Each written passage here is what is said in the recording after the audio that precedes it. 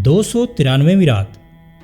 شہرزاد نے کہا، جب بیوی کا یار آیا اور وہ اس کے ساتھ شادی میں چلی گئی اور مچھلی کو پانی سے بھرے ڈول میں چھلنی میں رکھ گئی، اور جب اس کا شوہر گھر آیا اور اسے نہ پایا تو گھر گھر تلاش کرنے کے بعد جب تھک ہار کر بیٹھ گیا تو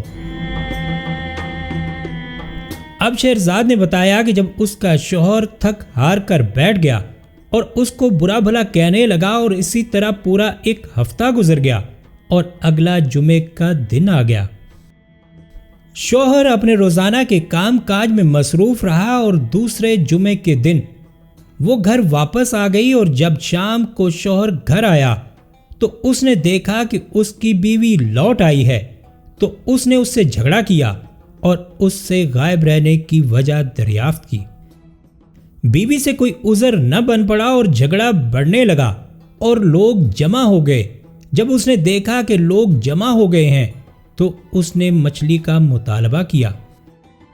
جب اس نے بیوی سے مچھلی کا مطالبہ کیا تو اس نے پانی کے ڈول میں ہاتھ ڈالا اور چھلنی میں سے زندہ مچھلی نکال کر اسے دکھا دی۔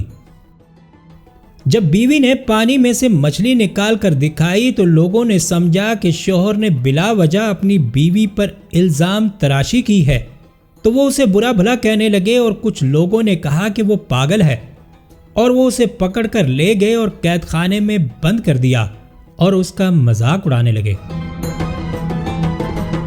اب شہرزاد نے بادشاہ شہریار سے کہا کہ اے نیک بخت بادشاہ، اگر تجھے نیند نہ آتی ہو اور تو اجازت دے تو میں تجھے بنی اسرائیل کی ایک پارسا عورت کی کہانی سناتی ہوں۔ بادشاہ شہریار نے کہا کہ ہاں سنا۔ شہرزاد نے کہا، پرانے زمانے میں بنی اسرائیل میں ایک لڑکی تھی جس کی پارسائی، دیانتداری اور زہد و عبادت کے سب قائل تھے۔ روزانہ مسجد جانا اس کا معمول تھا۔ مسجد سے ملا ہوا ایک باغ تھا۔ جب وہ مسجد میں جاتی تو باغ سے ہو کر گزرتی اور وہیں وضو کرتی۔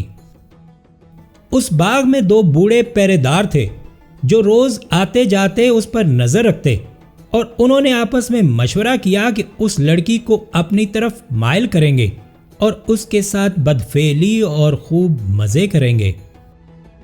ایک روز جب وہ مسجد جانے کے لیے باغ سے گزری اور وضو کر کے فارغ ہوئی تو وہ دونوں اس کے پیچھے پڑ گئے اور اسے اپنی طرف مائل کرنے لگے، لیکن اس نے صاف انکار کر دیا۔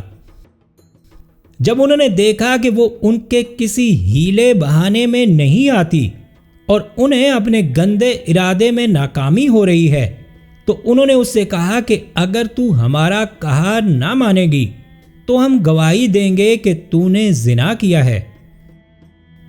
جب اس نے ان کی باتیں سنی کہ وہ اس کی بدنامی کا ارادہ رکھتے ہیں اور لوگوں کے سامنے وہ اس کی بے عزتی کرنا چاہتے ہیں، تو پھر بھی اس نے حیا اور پارسائی کا دامن نہ چھوڑا اور خدا پر کامل یقین رکھتے ہوئے ان سے بولی کہ خدا مجھے تمہارے شر سے ضرور پناہ میں رکھے گا۔ جب ان دونوں بوڑھوں نے اپنی ناکامی دیکھی اور انہیں اپنے نفس کی خواہش پوری ہوتی نظر نہ آئی تو ان دونوں نے باغ کا دروازہ کھول کر چلانا شروع کر دیا۔ جب لوگوں نے ان کا واویلا سنا تو وہ چاروں طرف سے دوڑتے ہوئے آئے اور ان سے کہنے لگے کہ آخر تم پر کیا گزری؟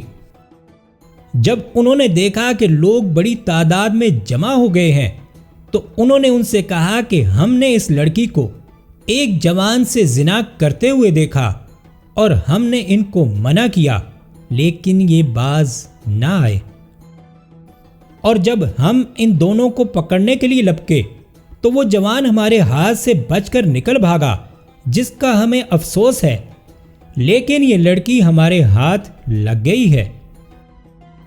اس زمانے میں دستور تھا کہ لوگ پہلے 3 دن تک ڈھنڈورا پیٹ کر زانی کو بدنام کرتے اور پھر اسے سنسار کرتے۔ چنانچہ 3 دن تک ڈھنڈورا پیٹ کر پہلے اس لڑکی کی بے عزتی اور بدنامی کی گئی۔ اب ہر روز وہ دونوں بوڑھے اس لڑکی کے پاس آتے اور اپنے ہاتھ اس کے سر پر رکھ کر کہتے کہ شکر خدا کا جس نے اپنا عذاب تجھ پر اتارا، اور اگر تو ہمارا کہنا مان لیتی تو تجھے یہ بدنامی نہ سہنی پڑتی اور تو مزے میں بھی رہتی۔ جس پر اس لڑکی نے صبر کا دامن نہ چھوڑا اور ان کے مکر و فریب میں نہ آئی اور خدا سے مدد کی دعا کرتی رہی۔ جب ڈھنڈورا پٹتے 3 دن ہو گئے اور لوگ اسے سنسار کرنے کے لیے لے چلے تو حضرت دانیال علیہ السلام بھی ان کے پیچھے روانہ ہو گئے۔ اس وقت ان کی عمر 12 سال تھی اور یہ ان کا پہلا معجزہ تھا۔ ان پر اور ہمارے نبی صلی اللہ علیہ وآلہ وسلم پر درود و سلام ہو۔ وہ لوگ آگے آگے لڑکی کو لیے جا رہے تھے اور حضرت دانیال علیہ السلام ان کے پیچھے پیچھے تھے، اور پھر کچھ ہی دیر میں وہ ان تک پہنچ گئے اور ان سے کہنے لگے کہ اس کی سنساری میں جلدی نہ کرو، بلکہ مجھے فیصلہ کر لینے دو۔ لوگوں نے ان کے لیے کرسی بچھا دی اور پھر انہوں نے بیٹھ کر اول تو ان دونوں بوڑھوں کو ایک دوسرے سے الگ الگ کر دیا۔ حضرت دانیال علیہ السلام پہلے شخص تھے جنہوں نے گواہوں سے علیحدہ علیحدہ گواہی لی۔ اب انہوں نے ایک بوڑھے کو اپنے پاس بلایا اور اس سے پوچھا کہ تو نے کیا دیکھا؟ اس نے جو قصہ اپنے دل میں بنایا تھا سارا بیان کر دیا۔ جب وہ اپنی بات کہہ چکا تو پھر آپ علیہ السلام نے اس سے پوچھا کہ اس باغ میں یہ بات کس جگہ ہوئی؟ اس نے جواب دیا کہ پورب کی طرف، امرود کے درخت کے نیچے۔ اس کے بعد آپ علیہ السلام نے دوسرے کو بلا کر پوچھا کہ تو نے کیا دیکھا؟ اس نے بھی وہی داستان دہرا دی جو پہلے بوڑھے نے سنائی تھی۔ پھر آپ علیہ السلام نے پوچھا کہ یہ واقعہ باغ میں کس جگہ ہوا؟ وہ بولا کہ پچھم کی طرف، سیب کے درخت کے نیچے۔ ادھر یہ ہو رہا تھا اور ادھر لڑکی کھڑی ہوئی اپنا سر اور ہاتھ آسمان کی طرف اٹھائے خدا سے دعا مانگ رہی تھی کہ اسے نجات ملے۔ اب خدا نے بطور عذاب کے ایک کڑک بھیجی جس نے دونوں بوڑھوں کو جلا کر راکھ کر دیا اور لڑکی کی معصومیت ثابت ہو گئی۔ یہ پہلا معجزہ تھا جو نبی اللہ حضرت دانیال علیہ السلام سے ظہور میں آیا۔